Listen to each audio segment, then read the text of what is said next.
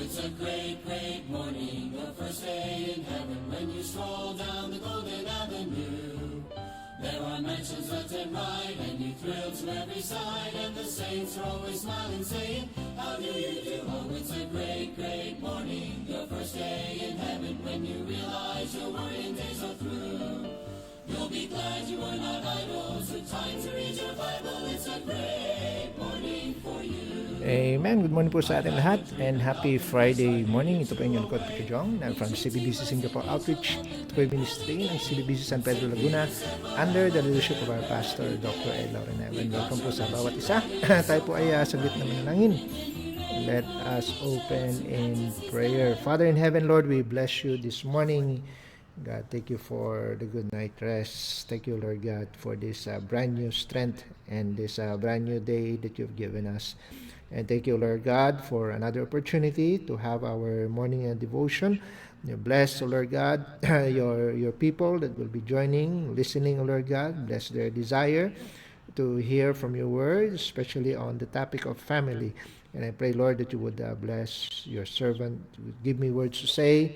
Empower me, O Lord God, and use me for your honor and for your glory. Lord, prepare us for victory this morning. Bless our hearts. Forgive us our sins. In Jesus' name we pray. Amen and amen. Okay. All right. So let's open our Bibles, please, in the book of 1 Corinthians. 1 Corinthians, dako po tayo sa ating message. 1 Corinthians chapter 11. Chapter 11 po tayo. Okay. In verse number 3. 1 Corinthians chapter 11 in verse 3. Okay. So, sabi po dito ng verse 3, but I would have you know that the head of every man is Christ, and the head of the woman is the man, and the head of Christ is God. Okay? Ulitin ko po But I would have you know that the head of every man is Christ, and the head of the woman is the man, and the head of Christ is God. So, I'd like to speak about the subject this morning, the need for order in the home. The need for order in the home. Alright? Tayo po muna manalangin. Father in heaven, Lord, we bless you. And thank you, O God, for another opportunity you've given your servant that I may preach, O Lord God, this message. I pray, O Lord, that you would bless the message. May it speak to the hearts of every listener this morning. And I pray, O Lord God, for your guidance. I pray for your anointing, O Lord God. Give me words to say and lead us to victory. In Jesus' name we pray. Amen. The need for order in the home. God has never intended the home the home without structure. There's always a structure pagdating sa Panginoon. God is not a God of confusion. He's a God of order. No? And so, pagdating sa home, which is the first institution na kanyang in-establish dito sa sanlibutan, okay? He even put a structure in it. Amen? And so, from creation onward, laging meron laging structure, merong authority, merong responsibility in every function na kanyang nilalagay. So dito sa binasa po natin, he's not just talking about culture. The Apostle Paul, nagsulat ng 1 Corinthians, he's not just talking about culture. He is reaffirming, what is already established as divine order. So, sabi dito, the head of every man is Christ, and the head of woman is the man, and the head of Christ is God. Amen? So, in the home, authority flows downward. Amen? Hindi po upward. Kasi reverse po yun kapag ganon. Kapag upward, that's no longer divine order. That's preference. That's already emotion. Kapag yung order ay in-honor ng bawat pamamahay, or bawat pamilya, kapag may nire-reflect nila yung order na in-establish ng Panginoon, so there would be what? Anong resulta? Peace. There would be stability. And there would be accountability dun sa order na yon. Amen? Ang problema kasi that what's happening in our modern families, kung inyo lang mapapansin, if you will just observe, ano, nare-reverse. Kasi supposed to be, ang order ng Panginoon is ganito. Is that the husband, ano, sabi sa Ephesians, makikita nyo po yan, sa Ephesians chapter, let's go there, chapter 5, no, kung hindi ako, tama. Ephesians chapter 5, okay? From verse 22 downwards, ano? So makikita niyo po 'yan. From verse so for the sake of time hindi na po natin babasahin. But to summarize, the order of the home is supposed to be husbands love the wife and the wife respects the husband, and then as parents, extending sa Ephesians chapter 6, parents are supposed to train the children. Okay? Again, husband to love the wife to respect the husband, and for the parents to train the kids. The problem nowadays, sa modern family natin, may reversal na nangyari. Ano nangyari? Husband, they respect the kids. No? Ang problema, the husband respect the kids, and the wife, they train the husbands. Amen? And the kids love the wife. Okay? Napansin niyo po yun? Again, ang nangyari, the husbands, they respect the kids. The wife, they train the husband. And the kids love the wife. You see? Walang, and most of the time, ganun na nakikita natin sa family. Amen? Which is tragic. Amen? Kasi that's a clear picture of spiritual disorder.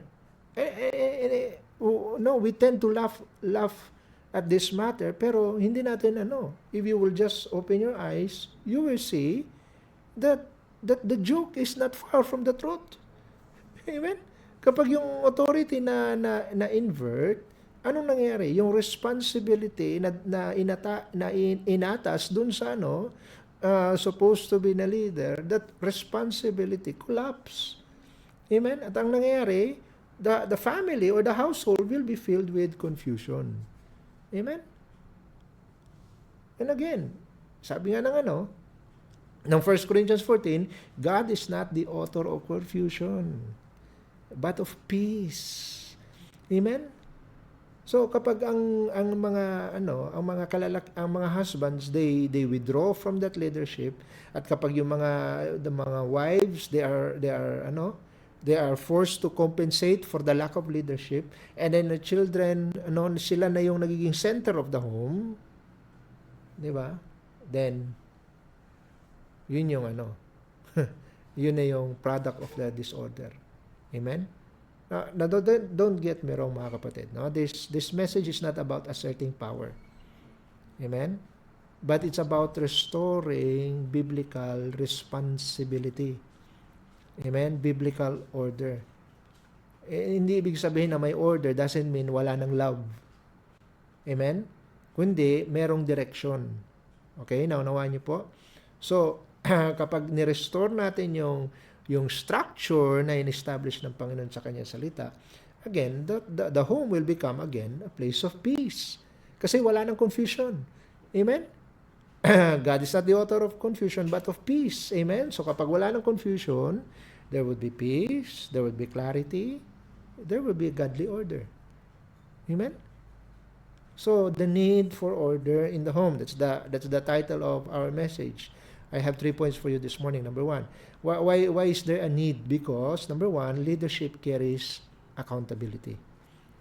No? Because leadership carries accountability. Pag sinabing, kapag ikaw ay binigyan ng position of leadership, ibig sabihin, merong kang accountability towards that position.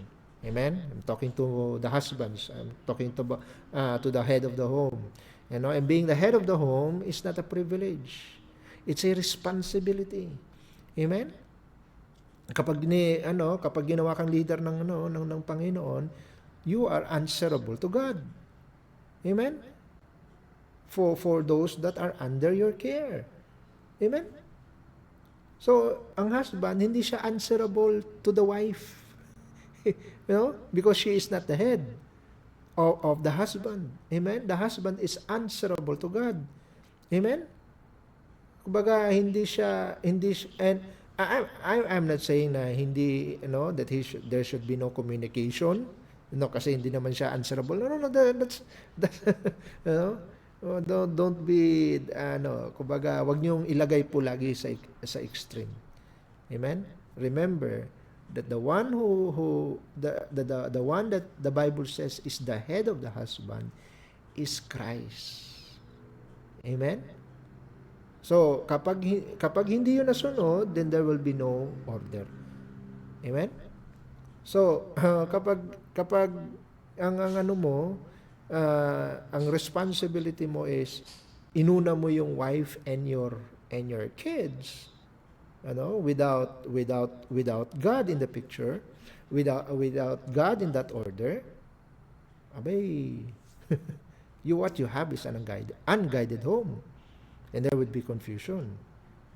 Amen? Kapag inalis mo yung leadership na yan, kapag nag-withdraw ka sa leadership na yan, it doesn't mean that you are no longer accountable to God.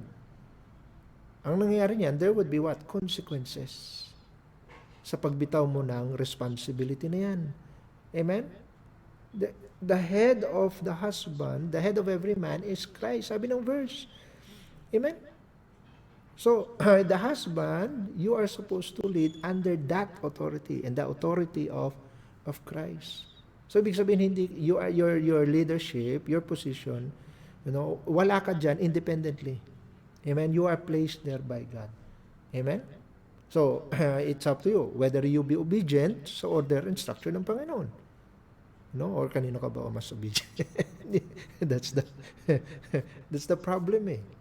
Amen? And then lalagyan bibigyan mo ng silence, and ng non-compliance. Madalas na nating narinig yung non-compliance na yan eh. We will not comply to the order of God. Then anong mangyayari? We will not be a good steward. We will not be kumbaga hindi tayo naging responsible sa binigay sa atin na assignment. Amen? Look at Matthew chapter 25. Ito ang maririnig natin. Kasi hindi tayo naging faithful sa responsibility. Ang maririnig natin sa Panginoon, sabi ng verse 26, Matthew 25 in verse 26, ang sabi dito, and his Lord answered and said unto him, thou wicked and slothful servant. Kapag hindi tayo naging faithful, hindi tayo naging good and faithful sa responsibility natin, what we will hear from God is us being wicked and slothful. Why? Because we fail to act dun sa assignment na binigay sa atin, sa responsibility na binigay natin. And when you fail to act, that is still disobedience. Amen? At ayaw ng Panginoon,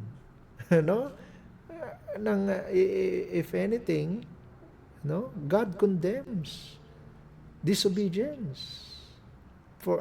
And ano ka, passive, ayaw ko kasi ng gulo, gusto ko peace. Hello? Pero paano yan magiging gulo kung yan ay sumusunod sa structure o sa programa ng Bible? Hello? Okay, remember, sabi ng Hebrews 13 in verse 17. Hebrews 13 in verse 17. Obey them that have the rule over you and submit yourselves, for they watch for your souls, ano sabi? As they that must give account. Amen? You consider this, mga kapatid. Kung hindi natin i-recognize yung authority na nilagay sa atin, hindi lang ikaw ang may problema, pati sila magkakaroon ng problema. Why? Because they will give an account to God. Hello? kasama na rin, and kasama na rin yan. Hindi, this is not just talking about church. Amen? This principle is also applicable sa lahat ng mga responsibilities na binigay po sa atin. Amen? Balik tayo sa Ephesians. Ephesians chapter 5. Ephesians chapter 5. In verse, and by the way,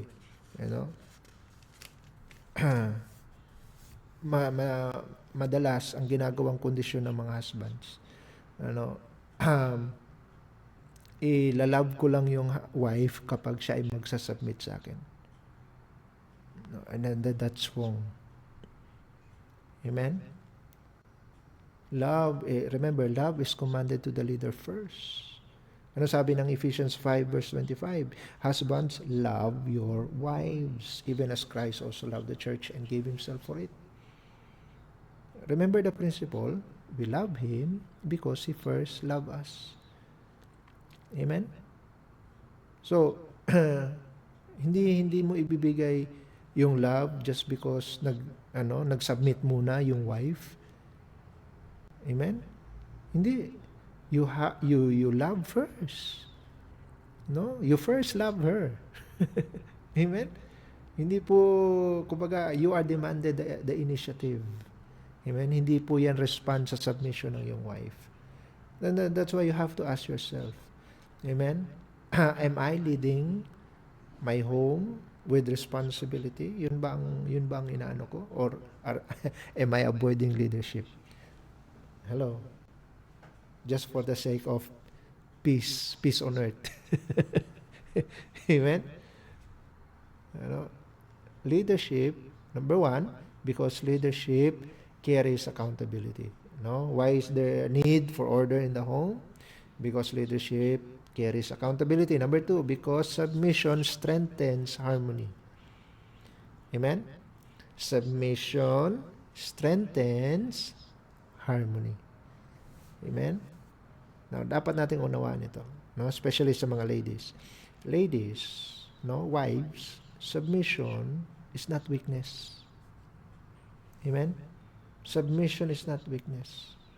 Kasi, that's a God-ordained response. Yun ang ni-expect ng Panginoon.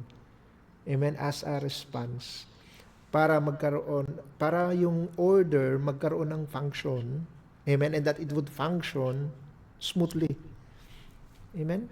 Kapag ni-respect nyo yung authority, amen, unity is preserved. Amen?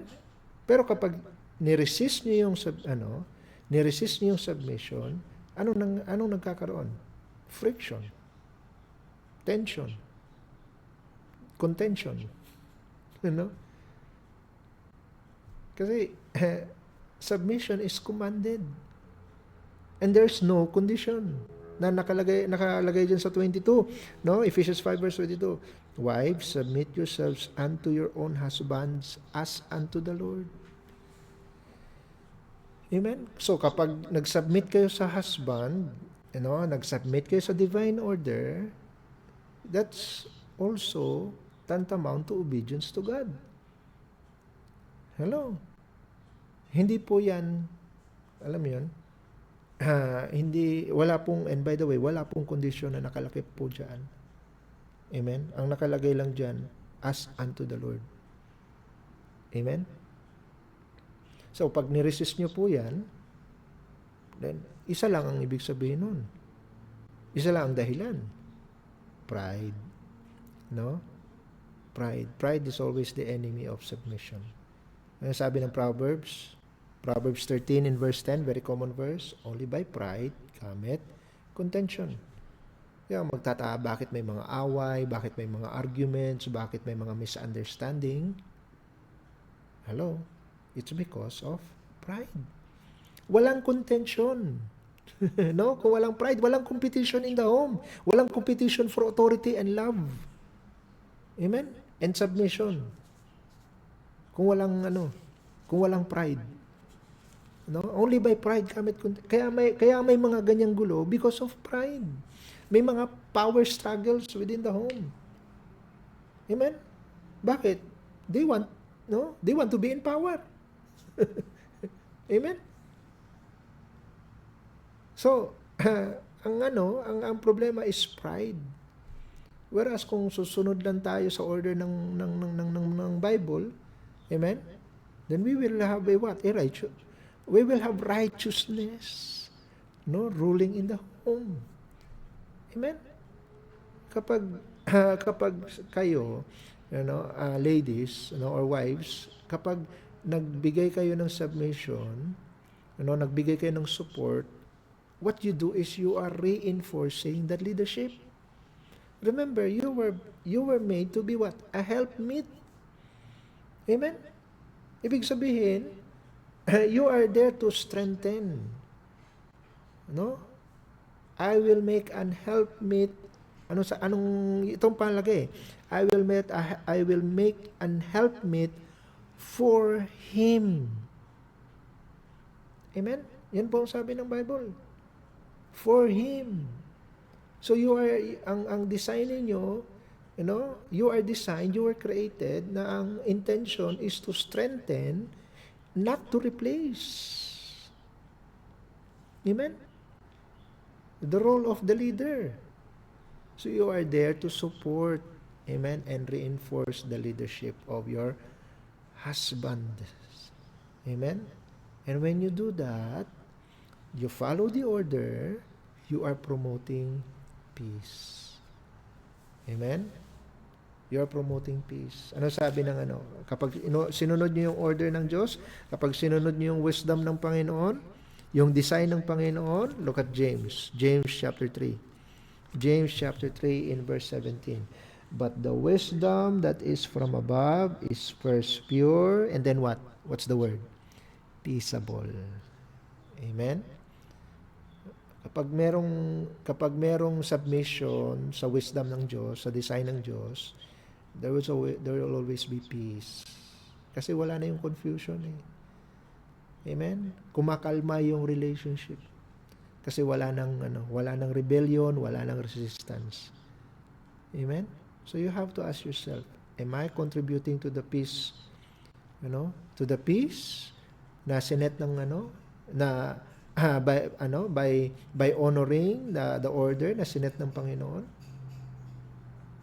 Or lagi na lang akong magi-criticize? Lagi na lang akong magsisik for control. Amen? And if you do that, you're resisting the order. Amen? So, in resisting the order, ang resulta niyan, mawi-weaken yung harmony. Amen? Instead of strengthening it. So, number one, why is there a need for order in the home? That's a topic. Amen? Number one, because leadership carries accountability. Number two, because submission strengthens harmony. Number three, the last, because training requires authority. Now, ito naman, doon naman tayo sa dynamic ng parents and kids. Amen? Children, na we have to recognize, we have to consider, wala pong bata na pinanganak na mabait. And I hope you agree on that. Amen? Hindi po sila pinanganak na disiplinado na. Hindi po sila pinanganak na meron na silang tamang understanding of what is right and what is wrong. And so that's why every child needs training. They require instruction. Kailangan nila ng correction. Kailangan nila ng consistency. Amen? And all of which depends sa authority na in-exercise ng mga parents. Kapag yung mga parents sinorender nila yung authority na yan, anong gagawin ng mga anak? They will assume control. And when they are, kapag sila na yung nasa control, then yung maturity nila, anong mangyayari? It will be delayed. Why? Kasi bakit pa nila, why will there be a need to mature? Na kumbaga sa state pa lang nila, they are already in control. So they no longer need for growth. They will no longer need for improvement. Why? Kasi hawak na nila yung family nila even on that stage. The parents have already have already relinquished their authority, their throne. Amen? So, hindi na sila there will no longer be desire to develop. Amen? Remember, parents are commanded, you parents, you are commanded to train. Train up a child, Proverbs 22. Train up a child in the way he should go, and when he is old, he will not depart from it. Amen? At pag sinabing training, ibig sabihin, merong fellowship. At pag merong fellowship, there will always be leadership. Amen? Kasi pag sinabing training, you obey. You obey what is being commanded. And sino yung nagbibigay ng command? The authority. Amen? The leader. Amen? So, you are not there to appease, or to, sige na, sundin mo na to, sige na. Hello? You are there to make them recognize leadership position. Kasi ito kung hindi na nila, kung if they cannot recognize leadership in the home, they will have a hard time recognizing leadership outside the home. Yeah. Kung hindi mo kung hindi sila natsanay na i-recognize yung authority ng parents, hello? Sa labas kaya, sa tingin mo, they will be more respectful? No. Because sa home, sila ang authority. Amen? Therefore, expected nila sa labas, sila pa rin. Amen? Ang problema, kasi baka mamaya isipin nila na hindi ko na sila love. Kapag dinisiplina ko sila, kapag anong sabi ng Hebrews chapter 12? Hebrews chapter 12. No? Love doesn't mean tolerance, mga kapatid. Ito tolerate mo kahit mali. Ito tolerate mo dahil sa dahil natatakot ka sa maari nilang isipin. No, you train even their mindset. Saan nila nakuha yung mindset na yan? Na kapag tinirain sila, kapag diniscipline sila, hindi na sila love. Saan galing ang mindset na yan? Sa iyo. Kasi yun yung finifeed mo.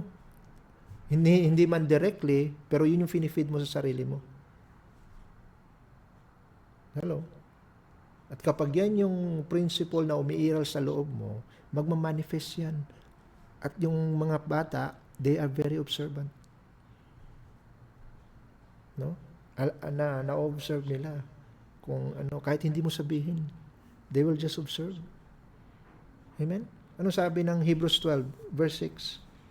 For whom the Lord loveth, He chasteneth. O kapag dinisiplina ka ng Panginoon, ibig sabihin hindi ka na mahal ng Diyos. Hello? Kapag hinayaan ng Panginoon that you suffer the consequences of your sin, ibig sabihin hindi ka na mahal ng Panginoon. Hello? No. The answer is no. Ang mahal ng Diyos, kanyang pinapalo. Ang mahal ng Diyos, kanyang dinidisiplina. Amen? Hindi pinapabayaan. A child left to himself bringeth his mother to shame. Yan sabi ng Proverbs. Amen? Kaya ang mga loving parents, they discipline.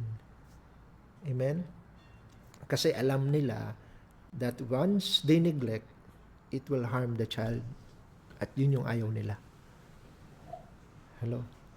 No, neglect will harm your child. Amen? Maybe not now, but surely in the future. Amen? At dapat maging consistent. Amen? He chasteneth betimes. Amen? Sabi ng Proverbs, no, ibig sabihin consistent. Kapag ang parents hindi consistent sa discipline, you are a what? You are a double-minded person. Amen? Ano sabi ni James? A double-minded man is unstable in his ways. In all his ways. Amen? If you're sending mixed signals sa iyong mga anak, na kumbaga, sige, ngayon ikaw ang authority, no? Ako naman pag sige, ikaw muna ngayon, sige, ikaw ang masusunod ngayon, sige, next time ako naman, ha? That's, that's mixed signals. Amen? So, imbis na authority, anong meron? Insecurity. Amen? And eventually, it will be crumbled down by rebellion.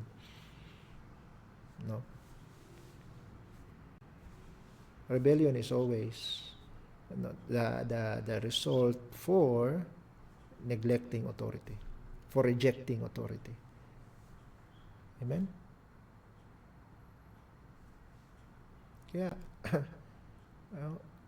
allow your children to observe your consistency. Amen? Kapag consistent ka, alam na nila yung order. No?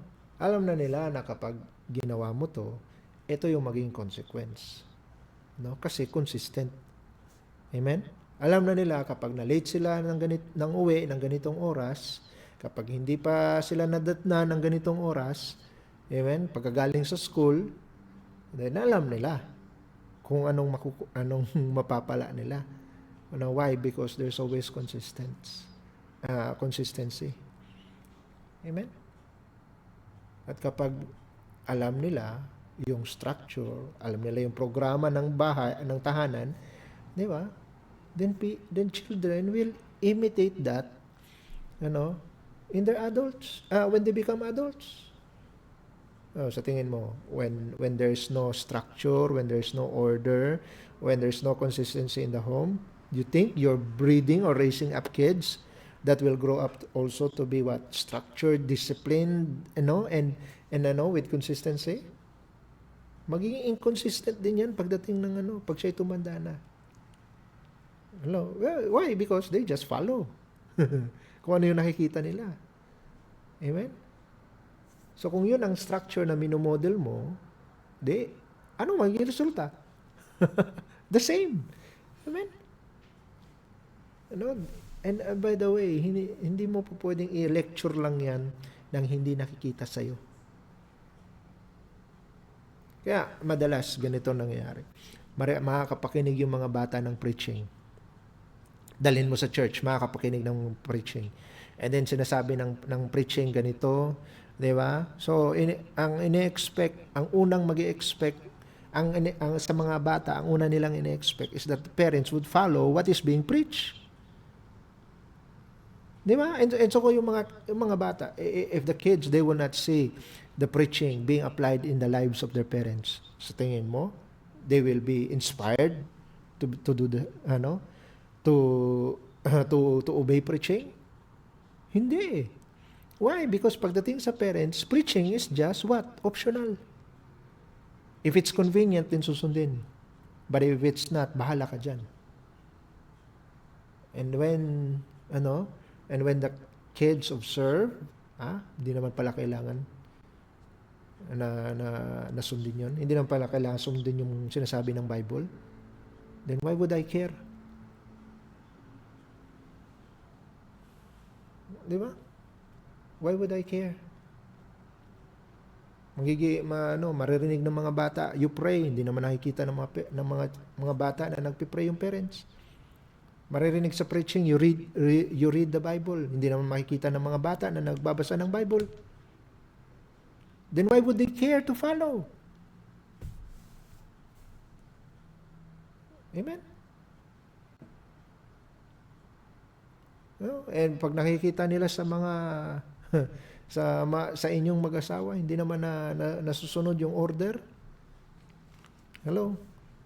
Yung supposedly leader ay takosa. Amen? At ang yung motto ng husband is happy wife, peaceful life. Hello? And so pagdating sa mga bata, pag when they grow old, kung ano yung na-train sa kanila, kung ano yung na-observe nila, kung ano yung nakikita nila sa tahanan, they will not depart from it. Yun din ang gagawin nila.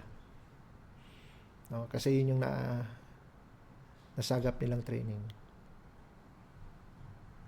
Hello.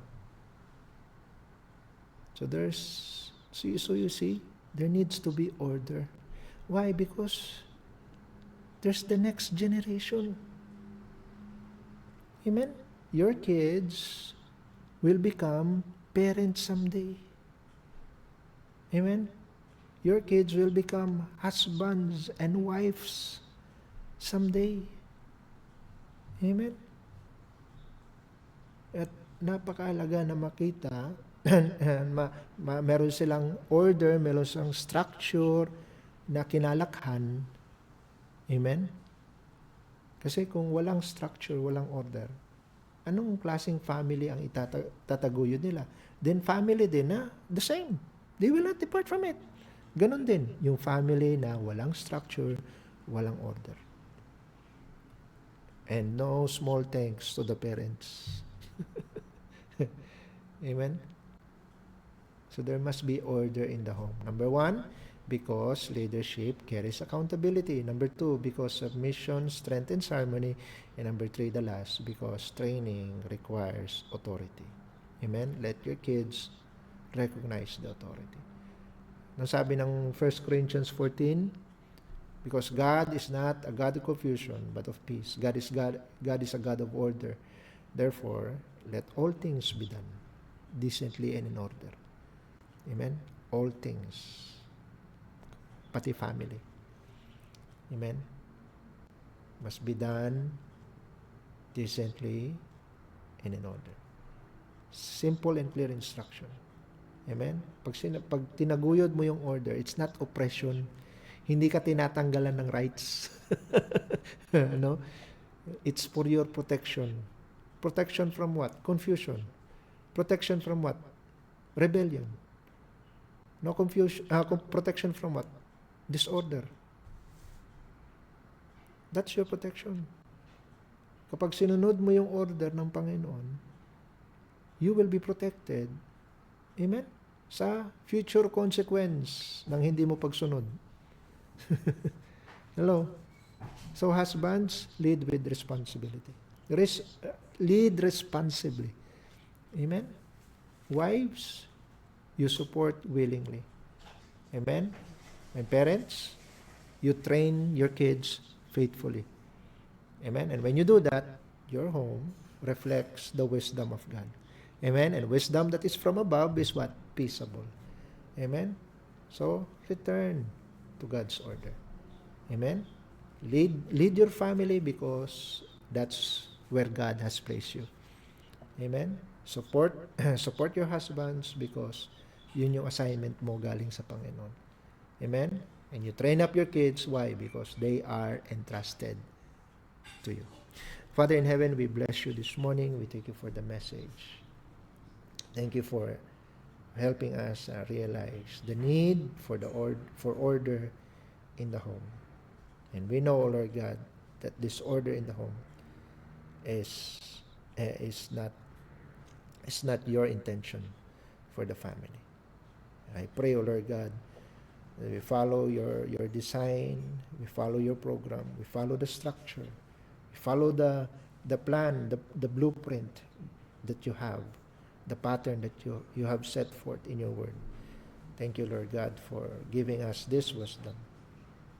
And I pray, O Lord God, that every family will be strengthened by this message. Thank you for your word. We give you back the glory. In Jesus' name we pray. Amen and amen. All right. I hope naging blessing po ang message natin ngayong umaga. Okay, batiin natin ang ating mga kasama.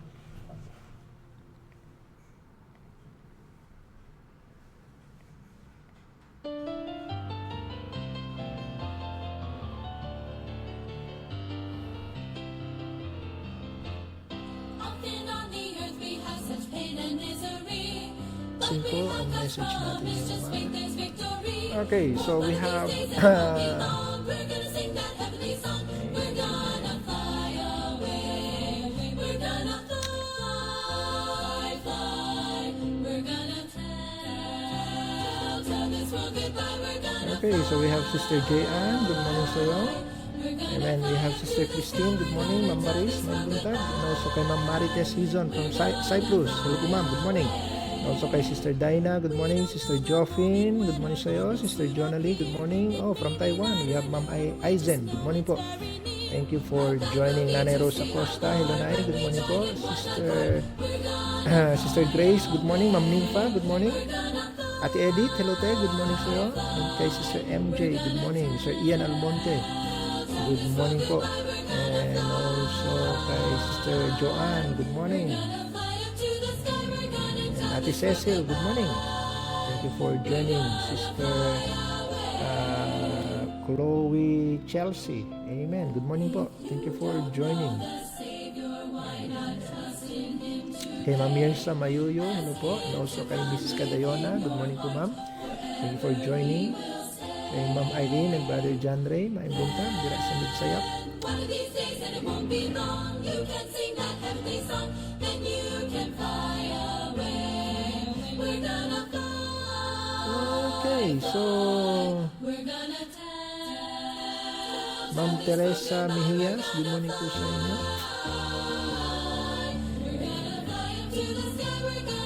Sir Domsky Alnas, good morning. Sir Jason Aroy, good morning. And also kay Ma'am Jane Esguera, good morning. And kay Sir Dion Arceo Caps Junior, amen. Kay Sir Richie King, amen. Good morning. Kay Brother Raul Abon, good morning po.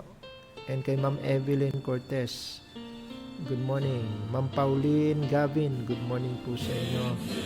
Thank you po for joining. Alright, so dyan po nagtatapos ang ating morning devotion. Magkita-kita po tayo sa Monday. MWF lamang po itong ating programa. So magkita-kita po tayo sa Lunes. Pumuli for our next morning devotion members. Let's pray for this weekend service. Kita-kita po tayo bukas for our Saturday service. Of course, whole day sa Sunday. Amen. Let's be excited for what God is preparing for us. Amen. This coming weekend. Alright, tayo po ay magwakas po sa panalangin. Father in heaven, Lord, we bless you and thank you, O God, for the message this morning. Thank you, O God, for encouraging each and every family, O Lord God, to follow your structure, your pattern, your design for every family. And I pray, O Lord God, that there will be order in the home. Lord, bless the rest of the day in our work, for the kids going to school. Keep us safe. Give us strength, O Lord God, to carry on. And I pray, Lord, that you would bless every member of the outreach. May we always have revival, O Lord God, in our lives. I pray, O Lord God, for those who are even for those growing cold in the ministry, in their spiritual life. I pray, O Lord God, that there would be revival in their hearts. And I pray, O Lord God, that you will spark that desire once again in their lives to be close to you. And I pray, O Lord God, that you would bless our service tomorrow and tomorrow afternoon and Sunday the whole day.